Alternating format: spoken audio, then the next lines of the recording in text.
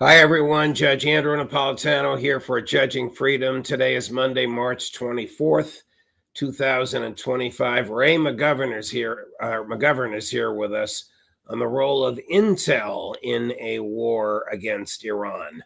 But first, this. Markets are at an all-time high. Euphoria has set in. The economy seems unstoppable, but the last administration has buried us so deep in debt and deficits, it's going to take a lot of digging to get us out of this hole. Are you prepared? Lear Capital specializes in helping people like me and you grow and protect our wealth with gold. Did you know that during Trump's last presidency, gold rose 54% to a record high? If that happens again, that puts gold at $4,200 an ounce in his next term. Don't wait. Do what I did. Call Lear at 800-511-4620 or go to LearJudgeNap.com for your free gold ownership kit and special report, $4,200 gold ahead. When you call, ask how you can also get up to $15,000 in bonus gold with a qualifying purchase. Call 800-511-4620, 800-511-4620, or go to LearJudgeNap.com and tell them the judge sent you. Hi there, Ray. Welcome here, my dear friend. I mean, Thank you, Judge. Under the law, if the President of the United States wants to use military force against another country, he must either get a declaration of war from Congress or determine that a threat to the United States from that other country is so imminent that it would be imprudent to wait for Congress to debate, and he's going to strike immediately. Question: what conceivable threat, if any, does Iran pose to the national security of the United States? Zero, unless the United States aids Israel in attacking Iran. It's that simple. I ask you the same question about Yemen. What conceivable threat to the United States national security does Yemen pose? Because Trump spent 2 weekends ago, bombing Yemen and killing civilians. We're going to get a firsthand report on that later today from our friend Pepe Escobar, who is there. What threat does Yemen pose? Yemen is located at a very strategic juncture there. Yemen poses a threat to Israel, to Israeli economy, because ships cannot go up the Red Sea if the Yemenis deter them, but poses no threat to the United States of America unless one considers that the U.S. is bound at the hip to Israel. What threat does Israel pose to the peace and security of the countries of the Middle East? Well, Judge, let's talk about nuclear. There's a very interesting 3-part series on Israeli TV saying that, explaining exactly how they stole the technology from the United States to build a nuclear weapon for deterrence, okay? So they're proud of that. They have a deterrent. Question is, why can't Iran have a deterrent? Deterrent works both ways. Having said that, that's logical, okay? And not so logical is to understand why Iran has resisted, has said we will not make a nuclear weapon. Now, this has nothing to do with nuclear fission or nuclear refined uranium up to 90%, although they're approaching that. They need a weapon and they need a missile to put the weapon on, and they have not been working on the weapon. That is a consistent conclusion, unanimous by U.S. intelligence agencies in November 2007, expressed with high confidence. And I would say that it played a major role in preventing Bush and Cheney from waging a war with Iran on their way out in 2008. And that's pretty much proved by Bush's own memoir, a couple of pages he must have written himself, because he said, "Oh my God, this deprived me of the military option against Iran." Because this is a quote: "How could I possibly authorize a strike on Iranian nuclear facilities when the intelligence community says that the Iranians are not working, not actively working on a nuclear weapon. Oh, damn it, we can't do it. So this has a history. Now, the history is clear today. All those years since 2007, the intelligence community has been saying, yeah, they got this fission, up to 90%. And people like Blinken have been saying, oh, they're about a week, 2 weeks away from a nuclear weapon. Well, that's made up stuff, because as far as I know, as actually Bill Burns, the CIA director, on his way out, maybe to atone for his many sins, he said, yeah, it's still the same. They're not working on a nuclear weapon. Now, there's a fatwa against it. Now, so what's a fatwa? That's a religious prohibition. It's more powerful than an encyclical that we're all familiar with, okay? People obey that, okay? Now, Judge, even during that cruel war where we were supporting Iraq against Iran, and the Iraqis were using chemical weapons, that fatwa was enforced. The Iranians were not using any kinds of WMD, weapons of mass destruction, especially not nuclear, because they didn't have them, and neither did Iraq, as we finally found out after the whole intelligence community was prostituted at the feet of Vice President Cheney to say, "Oh yeah, they're working on a nuclear." Yeah, Iraq has a nuclear program, which they had on paper, but they had no real nuclear. What is the intelligence community today under Tulsi Gabbard telling President Trump about Iran's nuclear capabilities? This is the acid test for Tulsi Gabbard. There used to be a thing called a National Intelligence Estimate. This is the supreme genre of intelligence analysis, and all of the community were involved. I led 2 of those myself, okay? So I know what it's like.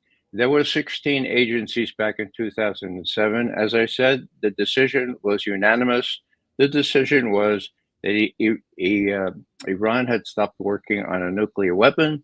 At the end of 2003, you can put together 2003 is when the US and the UK attacked Iraq, and have not resumed working on a nuclear weapon. Again, I say a nuclear weapon, not on the uranium enrichment.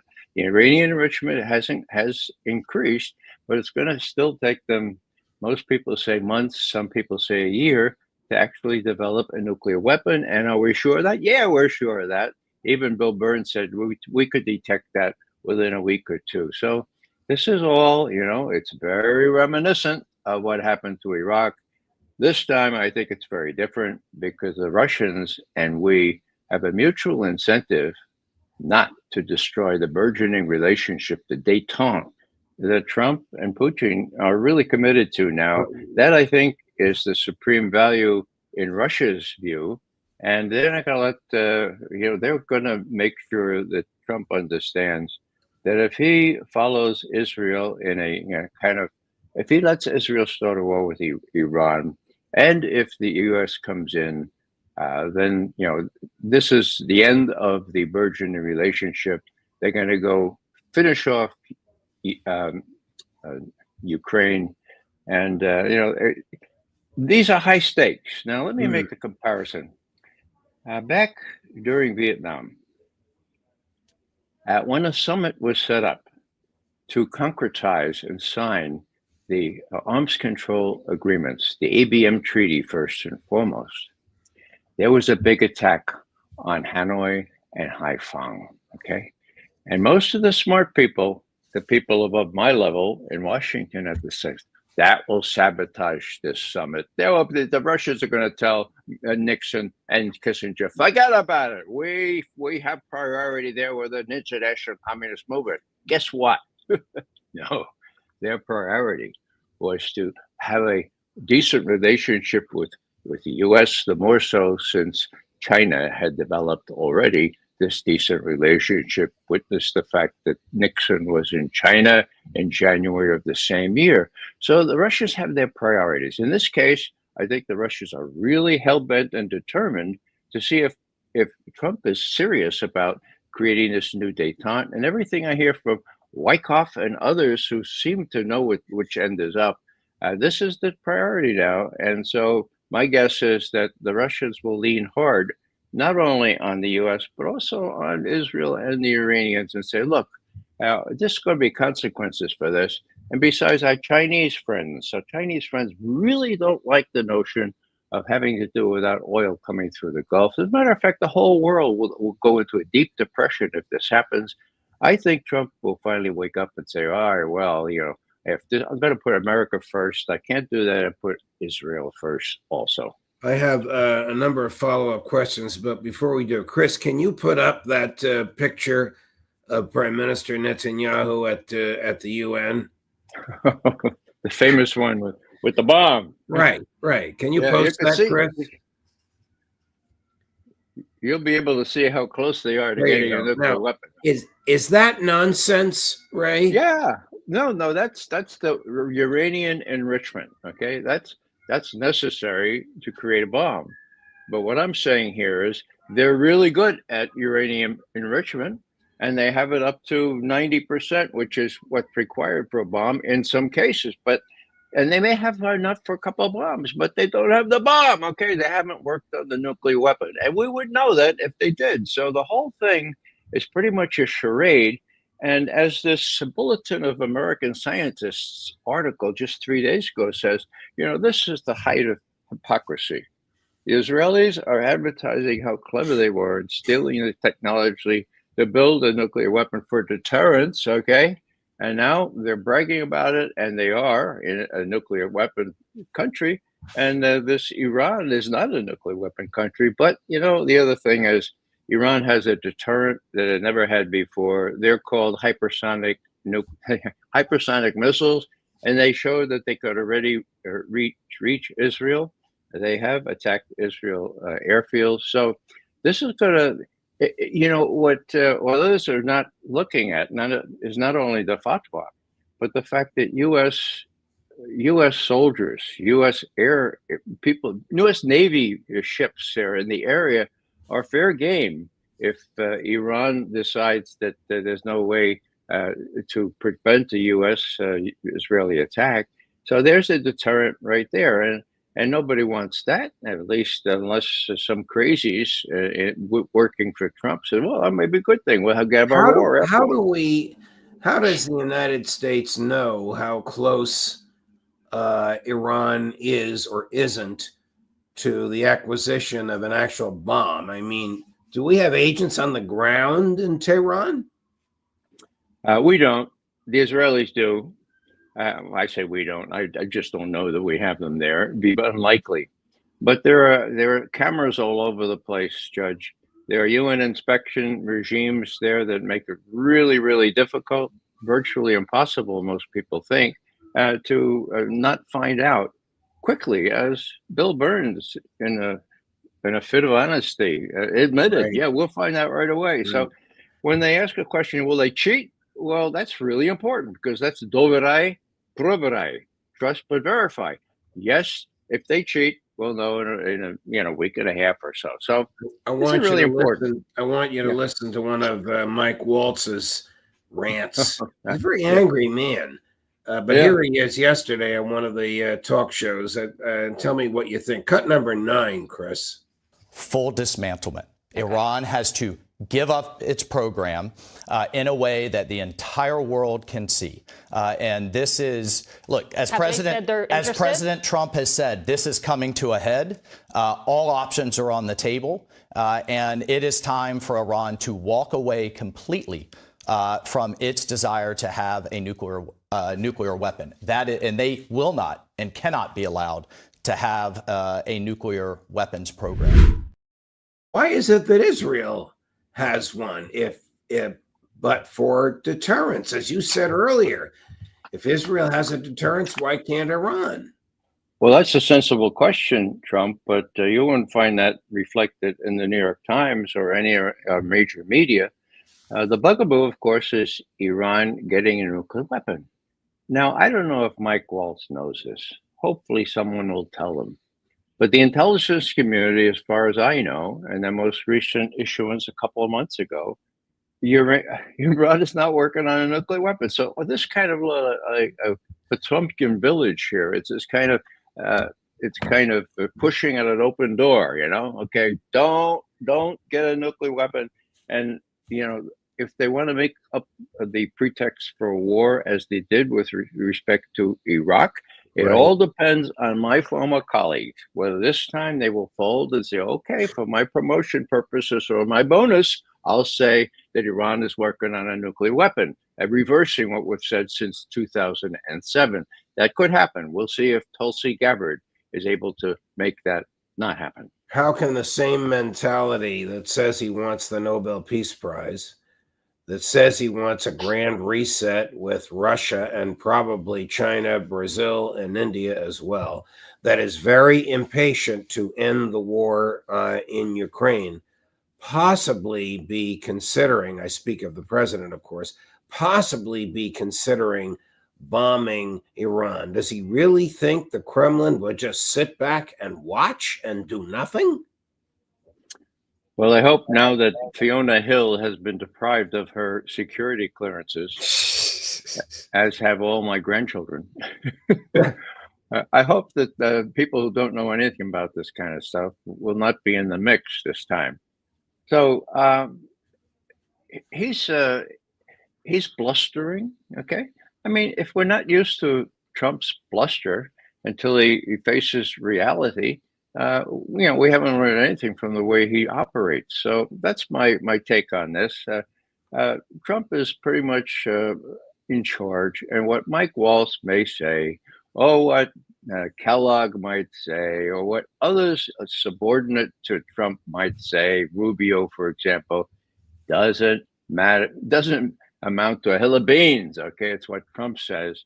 What Trump has said through his spokesman is that there's a renewed trust between him and President Trump.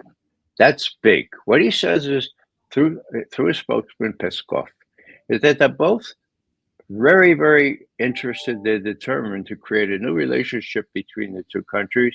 In my view, and of course, I'm a Russian expert, so I have a different view from others. That is what's going to govern this thing. And after the bluster is over, and after hopefully Tulsi Gabbard sticks to her guns and said, do an honest estimate on where Iran is in developing a nuclear weapon, unless they all fold, Trump. If they all fold, Judge, then we'll have a war. But I don't think they will. I think this is mostly bluster. And of course, Trump is not known for not blustering. Whoa, there you go. Yeah, here's the dangerous part. Including Tulsi Gabbard, Trump is surrounded by arch Zionists to a person. Vance, Hegseth, Rubio, Waltz, that character, Sebastian Gorka, and even, regrettably, Tulsi Gabbard.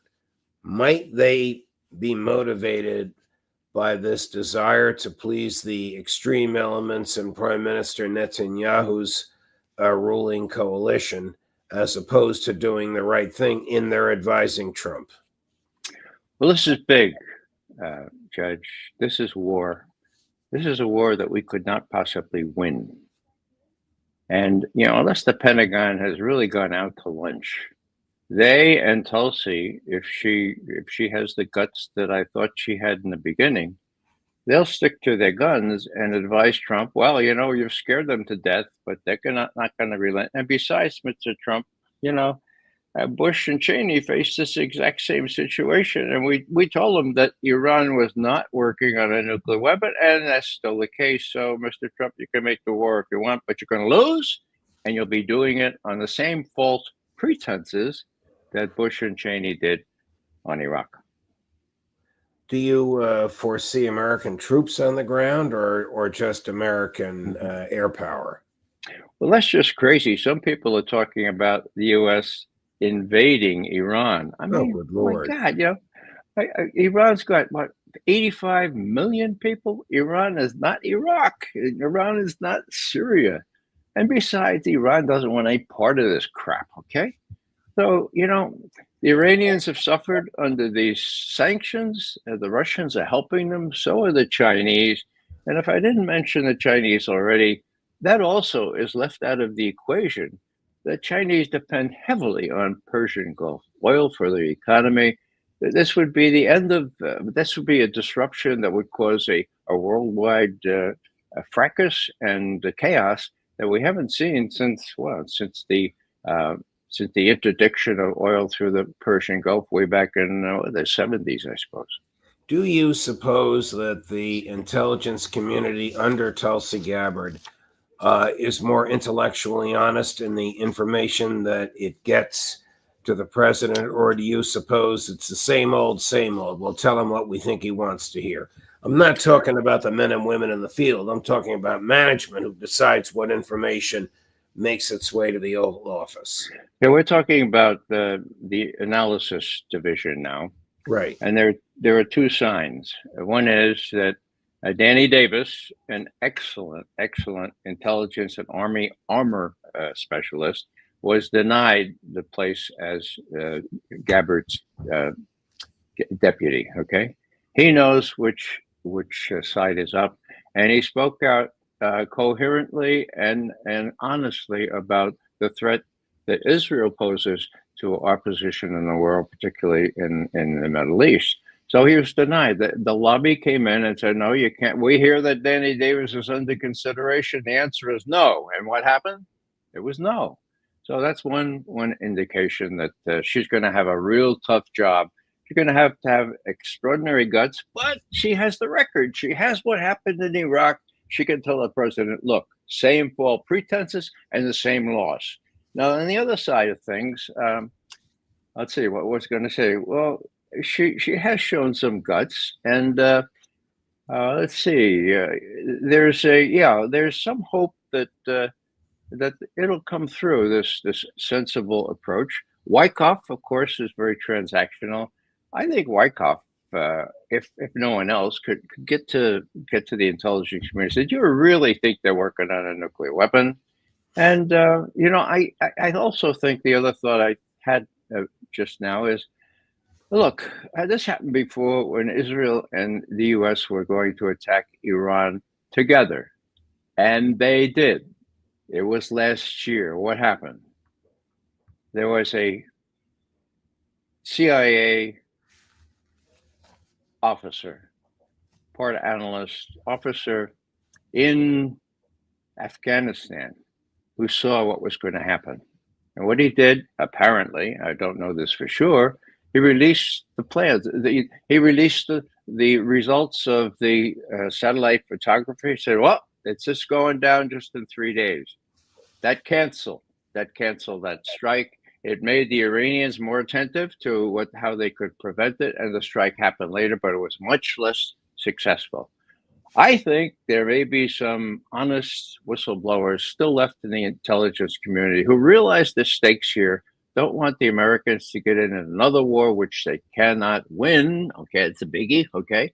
And I think there is a real risk for the administration that somebody honest will come out with these papers. It's real easy to do. It's a big sacrifice because they're almost surely going to get you, as they got this other fellow. But I hope in the spring, hope springs eternal, that there's enough honesty in the trenches, and that Tulsi Gabbard will be so afraid of that honesty in the trenches that she'll feel compelled to tell the right story to Trump. And so, Trump has blustered before. He doesn't, it doesn't faze him at all to back off and say, oh, well, I didn't really mean we're going to destroy it. Hey, Mike Waltz and Rubio, for God's sake, tone it down now. We're not going. So this is my view. Trump is in charge. His priorities were Russia. He doesn't want to get into a new war that he can't win. If there's a modicum of sensibility, and I think we can still count on a modicum of it with the intelligence community, they will say, hey, we don't want to get involved in this again. We don't want to, justify, in quotes, another war, this time 3 times as bad of Iraq, because Iran is 3 times as big and 3 times as powerful. Thank you, Ray McGovern. A pleasure, my dear friend. Look forward to seeing you at the end of the week with that youngster, Larry Johnson.